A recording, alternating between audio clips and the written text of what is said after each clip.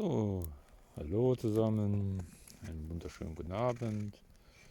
Hier hat unser Sohnemann sich eine Feuerstelle im Eis gebaut, besser gesagt im Schnee.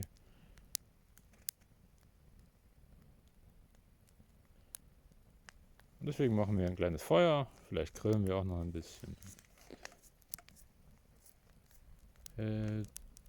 Zur Werkstatt-Norland.com, Selbstversorgerhof Lappland, Schweden. Hej då, vi ses.